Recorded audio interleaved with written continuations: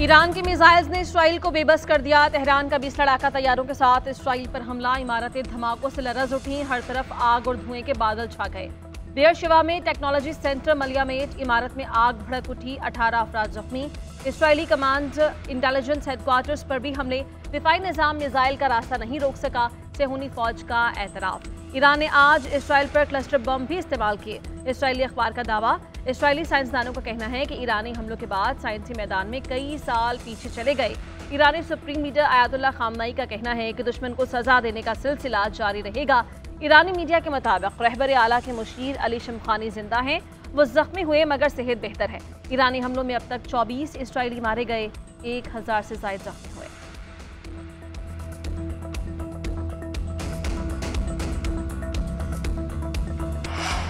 Iran के खिलाफ Israeli जारहियत। Israeli फौज ने तेहरान समेत मुख्तलिफ इलाकों में दर्जनों अहदाफ को निशाना बनाया। सूबा गेलान के इलाके रश्त इंडस्ट्रियल सिटी में धमाके। इसराइली फौज ने रश्त के करीब सेफरेड इंडस्ट्रियल स्टेट के रहायशियों को इनखला की वार्निंग भी जारी की। इसराइली फौज के मुताबिक गुज़श्ता रात किए गए फ़ज़ाई हमले में 60 से ज़ायद लड़ाका तैयारों ने हिस्सा लिया। तैयारों ने तकरीबन 120 बम और मिसाइल इस्तेमाल किए। इसराइली फ़ौज ने दावा किया कि तेहरान के गिरदोनवाह में मिसाइल बनाने वाली तनसीबात को भी तबाह किया गया।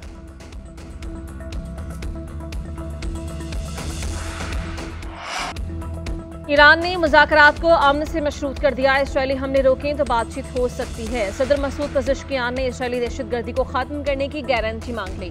कहा, मुसलत करदा जंग के खात्मे का वाहिद हल दुश्मन की जारहियत को बिला मशरूत रोकना है। सेहूनी अपनी दुश्मनी तर्क करे तो ही खित्ते में पायदार अमन मुमकिन है। ईरानी वज़ीर ख़ारिजा अब्बास अराग़ची ने कहा, अमरीका इसराइल के साथ जुर्म में बराबर का शरीक है। हम अमरीका के साथ कोई मुज़ाकरात नहीं कर रहे। अमरीका मुज़ाकरात के लिए कई बार पैगाम भेज चुका है। अमरीका से मौसूल होने वाले कुछ पैगामात संगीन भी हैं। इसराइल के हमले रुकने तक किसी से कोई बात नहीं होगी। ईरान की मुज़ाहमत के बाद दीगर ममालिक को खुद को इसराइली जारहियत से अलग करना चाहिए। ईरानी अवाम के हुकूक का तहफ़्फ़ुज़ करने में हमें कोई शर्मिंदगी नहीं। हमने पहले भी यूरोपीय ममालिक के साथ बातचीत की है। अब भी अगर यूरोपीय ममालिक के पास कुछ है तो हम सुनने को तैयार हैं। हमारी बातचीत सिर्फ इलाकाई सलामती, जौहरी मामलात तक होगी। ईरान के मिसाइल प्रोग्राम पर किसी से कोई बात नहीं होगी।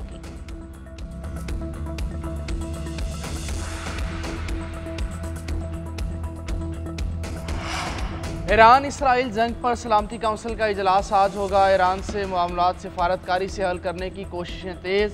जर्मनी, फ्रांस, बरतानिया के वज़राए ख़ारजा और यूरोपीय यूनियन के सफारतकार ईरान से मुज़ाकरात करेंगे। तीनों वज़राए ख़ारजा ईरानी वज़ीर ख़ारजा के साथ जौहरी मुज़ाकरात करेंगे। ईरानी वज़ीर ख़ारजा अब्बास अराग़ची ने भी मुज़ाकरात में शिरकत की तस्दीक कर दी। मुज़ाकरात आज जनीवा में होंगे। यूरोपीय वज़राए ख़ारजा की ईरानी हममनसब से मुमकिना मुलाकात पर अमरीका ने भी इत्तेफाक किया।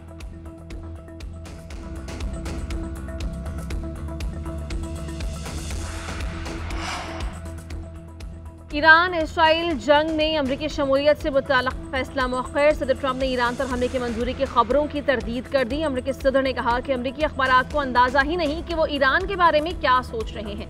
तर्जमान व्हाइट हाउस कैरोलाइन लेविट ने मीडिया को ब्रीफ किया कि सदर ट्रंप ईरान पर हमले बारे फैसला आइंदा 2 हफ्तों में करेंगे। बरतानवी खबर एजेंसी का कहना है कि हमलों के दौरान ईरानी वज़ीर ख़ारिजा और अमरीकी नुमाइंदे स्टीव विटकॉफ के दरमियान मुतअद्दिद राबते हुए। दूसरी जानिब अमरीकी अखबार न्यूयॉर्क टाइम्स ने फिर दावा किया कि अगर वाशिंगटन तनसीब पर हमला करता है या आयतुल्लाह खामनाई को कत्ल करता है तो ईरान एटमी बम बनाने की तरफ बढ़ सकता है।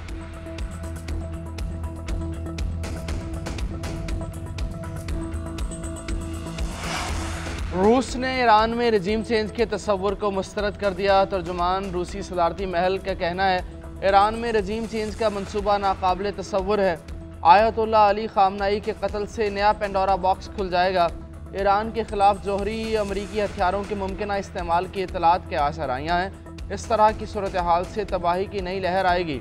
नेतन्याहू ने कहा कि ईरान में हुकूमत की तब्दीली इसराइल का मकसद नहीं है। इसराइली हमलों के मुमकिन नताइज में ईरान में रजीम चेंज हो सकती है। ईरान में रजीम चेंज इसराइल का मकसद नहीं, ईरानी अवाम की जिम्मेदारी है। हमारा पहला मकसद ईरानी जौहरी हथियार हासिल करने से रोकना है। इसराइल का दूसरा मकसद ईरान की मिसाइल टेक्नोलॉजी की सलाहियत ख़त्म करना है।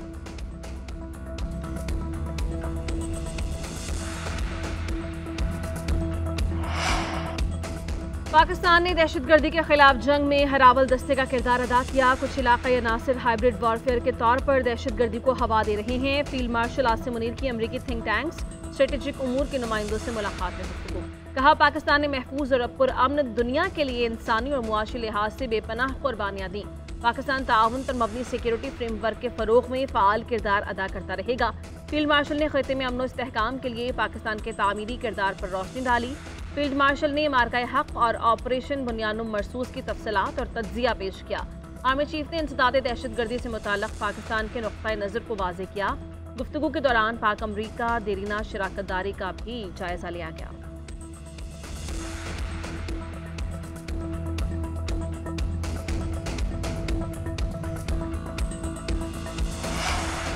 सिंध हाई कोर्ट का गवर्नर हाउस के ताले फौरी खोलने का हुक्म। अदालत ने प्रिंसिपल सेक्रेटरी से 23 जून तक रिपोर्ट तलब कर ली।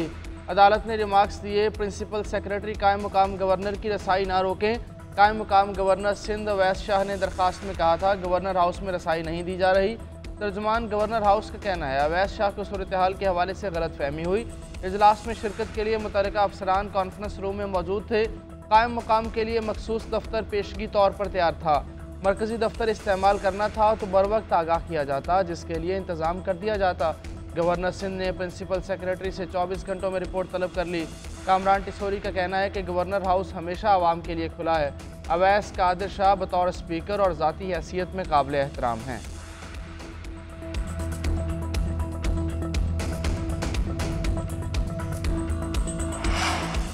वज़ीर आला KP की सूबाई असम्बली तहलील करने की धमकी। वीडियो पैगाम में अली अमीन गंडापुर ने कहा कि असम्बली को तहलील करने का इख्तियार मेरे और बानी चेयरमैन के पास है। किसी भी वक्त असम्बली को तहलील कर सकता हूँ। हमारी हुकूमत को ख़त्म करने के लिए साजिशें की जा रही हैं। साजिश के तहत विफाक सूबे में फाइनेंशियल एमरजेंसी लगाकर हुकूमत गिराएगा। हमें दीवार से लगाने के बजाय दफनाने की कोशिश कर रहे हैं। दफनाना हमें भी आता है। अवाम और मुंतखब नुमाइंदे तैयारी कर लें, हम उनकी हर साजिश को नाकाम बनाएंगे। हमारे खिलाफ कोई साजिश की गई तो हम उसके खिलाफ निकलेंगे और पूरी दुनिया देखेगी।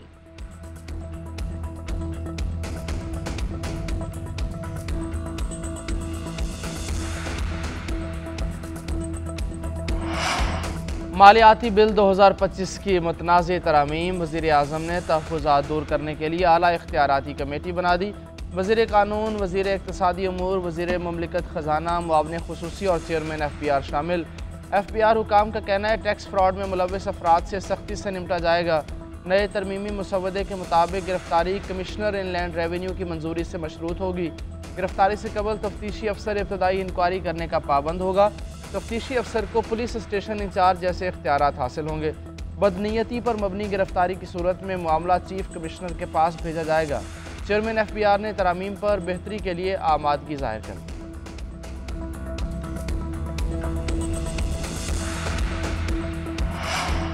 वज़ीर आज़म की ज़ेर सदारत पाकिस्तान नेशनल शिपिंग कॉरपोरेशन के उमूर पर जायज़ा इजलास। शहबाज शरीफ ने PNSC के बेड़े में इजाफे के लिए लीज पर बहरी जहाज़ लेने की हिदायत कर दी।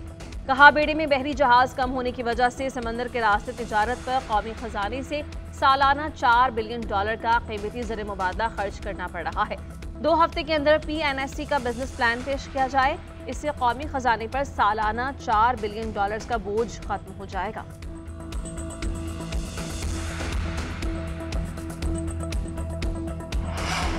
नायब वज़ीर आज़म और वज़ीर ख़ारजा इसहाक़ डार इस्तंबुल पहुँच गए। इसहाक़ डार इस्तंबुल में OIC वज़राए ख़ारजा काउंसिल के इजलास में शिरकत करेंगे। इसहाक़ डार तुर्क सदर रजब तैयब एर्दोआन के एजाज़ में OIC यूथ फोरम अवार्ड तकरीब में भी शिरकत करेंगे। तर्जुमान दफ्तर ख़ारजा के मुताबिक इस्तंबुल आमद पर सफ़ीर पाकिस्तान डॉक्टर यूसुफ जुनेद ने नायब वज़ीर आज़म का इस्तकबाल किया। पाकिस्तान के कौंसल जनरल नुमान असलम और तुर्क वज़ारत ख़ारजा के नुमाइंदे भी मौजूद थे।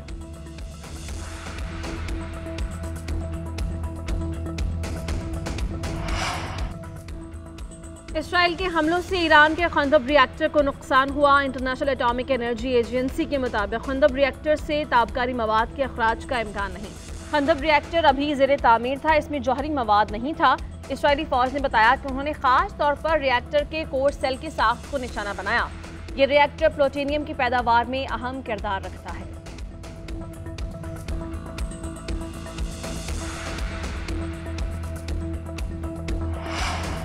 ईरान के खिलाफ जंगी मुहिम इसराइल के लिए माली तौर पर नुकसानदेह साबित होने लगी। वॉल स्ट्रीट जर्नल ने रिपोर्ट जारी कर दी।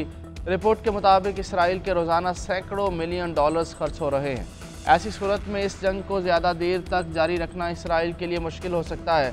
माहिरीन का कहना है कि ईरानी दिफाई निज़ाम और जवाबी कार्रवाइयों की वजह से इसराइल को इंटरसेप्टर मिसाइल्स, जंगी तैयारों, गोला बारूद और दीगर अस्करी वसाइल पर भारी अखराजात करना पड़ रहे हैं। इसकी लागत रोज़ाना 200 मिलियन डॉलर्स तक पहुँच सकती है। इमारतों को पहुँचने वाला नुकसान भी अखराजात में शामिल है।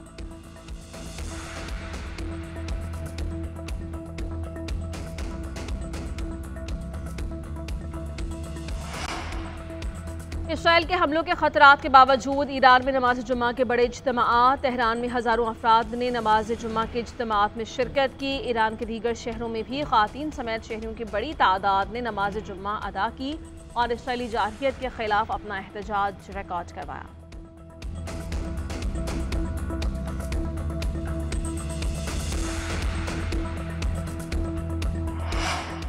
मखसूस नशिस्तों के फैसले पर नज़रसानी अपीलों पर जस्टिस अली बाकर नजफी ने अहम सवालात उठा दिए।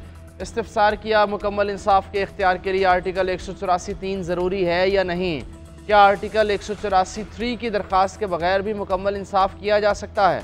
जस्टिस सलाहुद्दीन ने रिमार्क्स दिए, अवाम को नुमाइंदे मुंतखब करने के हक से 1970 में महरूम रखा गया।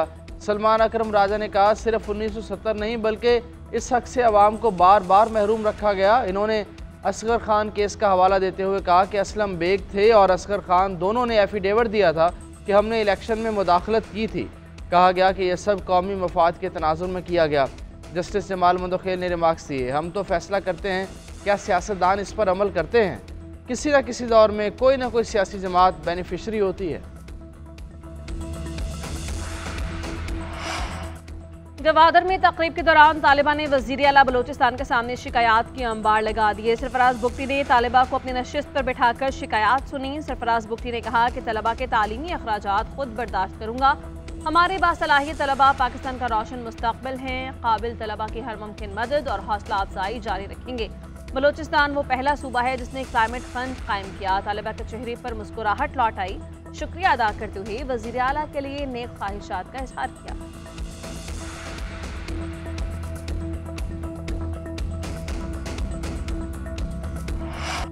विफाकी दारुल हुकूमत के शहरियों के लिए दोहरा अजाब। शदीद गर्मी में आइस्को का सिस्टम बैठ गया। रावलपिंडी और इस्लामाबाद के मुख्तलिफ इलाकों में 3-3 घंटे की लोड शेडिंग, अवाम परेशान। ज़राए के मुताबिक आइस्को रीजन के अटक से जेहलुम तक फीडर और ट्रांसफार्मर्स में ट्रिपिंग हो रही है।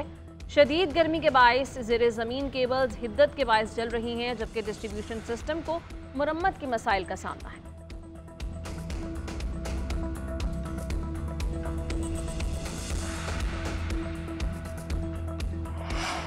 मुल्क के मुख्तलिफ हिस्सों में आज से मूसलाधार बारिशों का इम्कान। अर्बन फ्लडिंग का भी खदशा है।